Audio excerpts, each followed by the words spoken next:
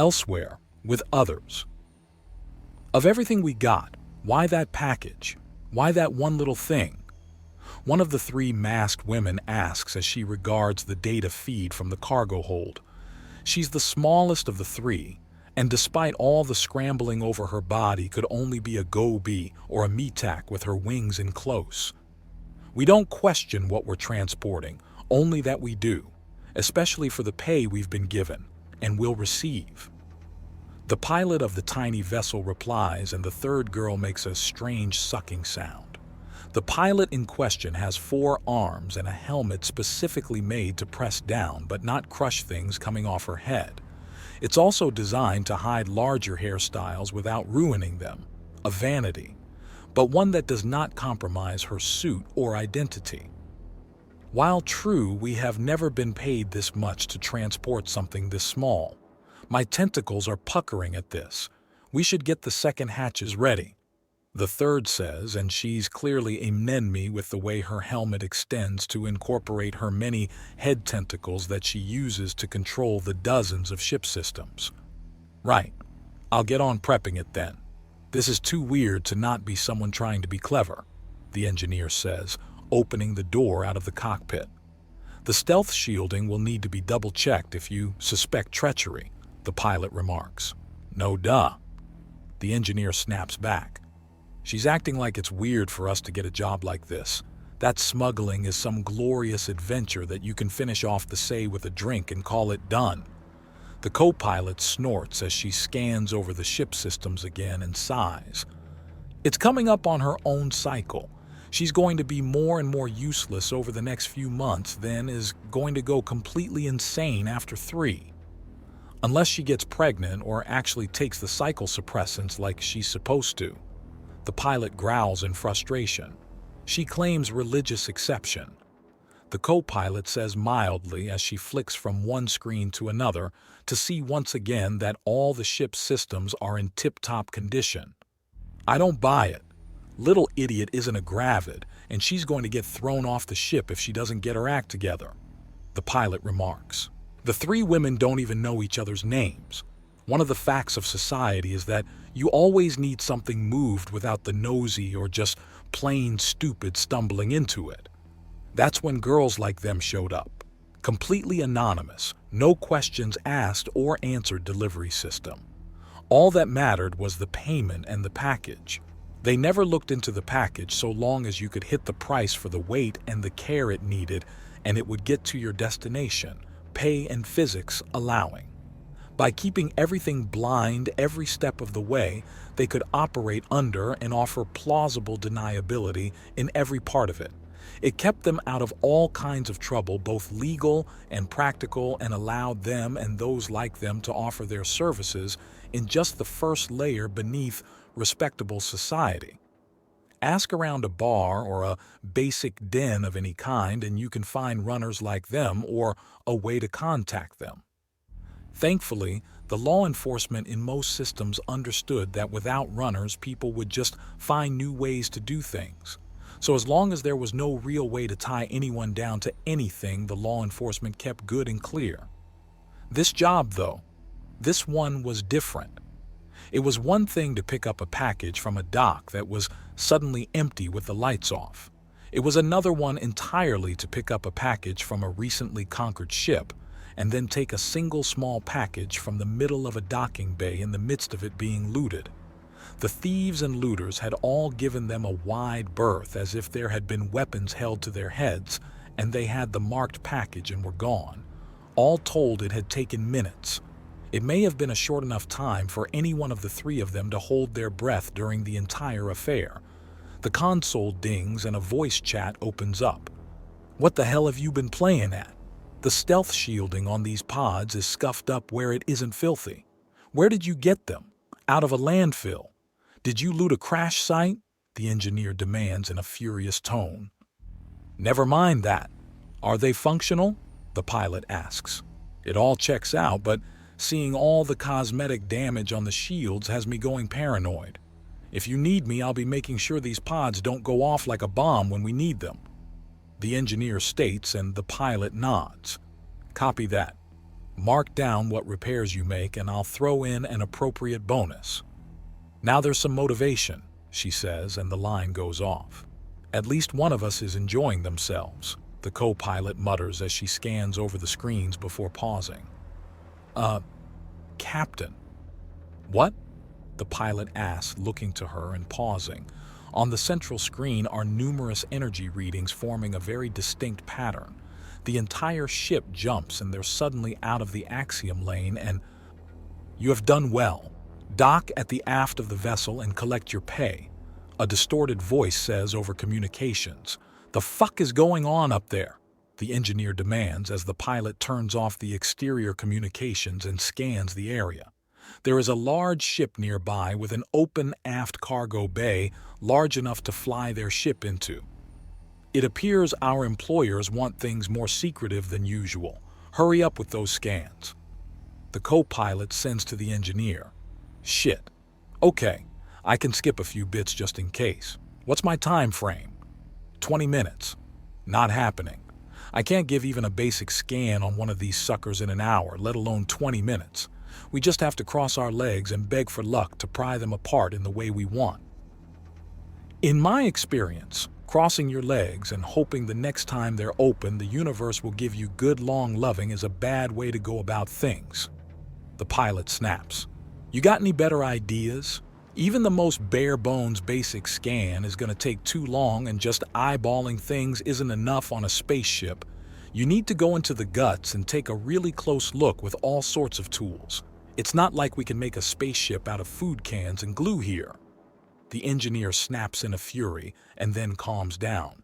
If you wanted this done, you would have told me around the time we grabbed the package and not now. Well, why weren't you...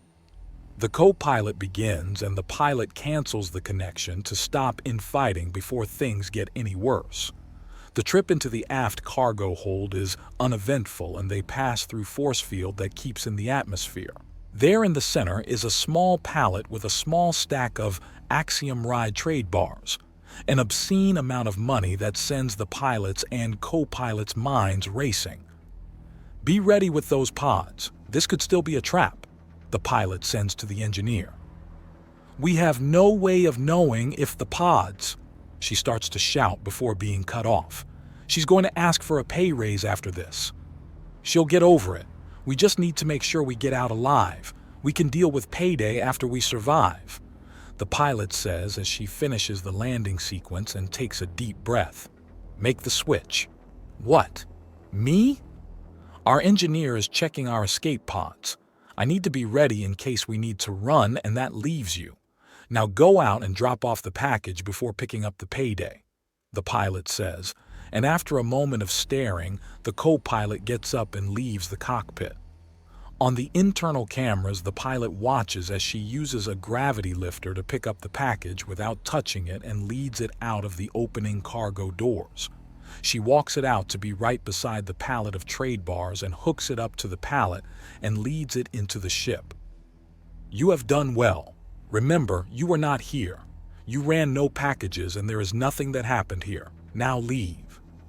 The altered voice over the communication says, and the pilot takes off and quickly gets their ship out of there.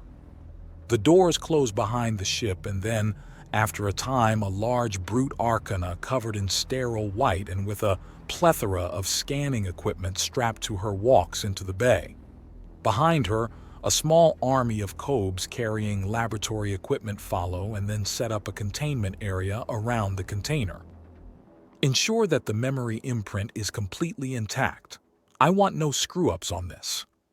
She orders, pacing around the package even as the small army of reptile women go into a flurry of work. She checks a device on her lower left wrist and sniffs somewhat. We are thankfully ahead of schedule by 46 hours and 24 minutes. However, there may still be unexpected dividends. Ma'am, one of the cobes says with a smile. No detectable damage on the exterior components on the memory retention equipment, ma'am. Excellent. Proceed with a basic scan followed by a deep scan and inform me of the results as I prep the surgical bay. What happens next? What happens next is of great import to a great many plans. She orders, and numerous instruments are set up to begin scanning the headband, and she watches with interest, her goggles zooming in to perform a periphery scan of her own. As her aide stated earlier, there is no sign of physical damage on the prize, and it's quickly shown on a basic scan to be intact, leading to her waiting in utter stillness for the deep scan's details. The moment comes as the copy is declared as perfect, uncorrupted by time or movement. They then rush it through the ship and into the medical wing for its proper positioning. And now we learn about the measure of man and humanity both. After only a short time, the headband is around the forehead of the patient, and she gently strokes around the jaw. It's all she can do to not wake the amalgam here and now. How much she wants this. How? She forces out her emotions and thinks rationally. That is the bane of the galaxy. So many women and the governments they're part of think with their impulses and not their intellect. Entire races are easily summarized as fools or twits, and may as well be cut out of the same cloth or punched out of the same metal as if they were factory produced. It is not the product of the factory that rules the galaxy, nor is it the engineer that maintains it or even the owner who oversees it all. No, it is the designer, the one whom even the owner answers to but will never admit to it. The trendsetters and the innovators who change things to suit their needs and desires. To have the will to carve a new path also means having the will to be followed down it. Perhaps I'm reckless, she says to herself. Perhaps I'm too emotional and too easily caught up in the calls of my blood. They may be right. In fact, I'm almost certain they are. However, nothing ventured, nothing gained. All I stand to lose is a terrible memory of what could have been, and I stand to gain so much. So very much indeed. Ma'am. The pod is ready, ma'am. One of her assistants states, and she sighs before caressing the amalgamation's cheek one last time. She cannot think of it as anything other than an amalgamation. To grow attached before it can even wake up on its own is nothing short of folly. She pulls back and nods. Send it. It is time to test the mettle of humanity in a method most unexpected. Let us see how their hearts and minds hold when they have neither their heart nor their mind. She remarks to herself before helping bundle up the sleeping amalgamation and placing it in a life pod with a very specific destination. For a moment she hesitates. Her instincts and her reason wage war with one another. Then she smiles as she forces them into alignment and pushes the button to send the pod on its way. Ma'am? One of her assistants asks. What is it? I understand the need to do this, but why that body? Why that, I don't want to say corpse, but there are many reasons. May I have two? I miss him. She mutters out loud, putting her hand to the view screen and leaning against it as the overwhelming urge to chase after the pod causes her legs to shake. A terrifying prospect with the irresistible strength of a brute arcana. The slight shiver in her is enough to begin to rip up the deck plating underneath. And the other? I'm no fool. I know I will be caught. Now I can claim to have been a poor, overwhelmed woman and avert much of the ire from myself, from all of you as well. Always assume you will be found out, if not outright caught in the act. Always be ready with an excuse, no matter how improbable. Yes, ma'am. Good. The next phase of the plan is observation only. Let's see what there is to see.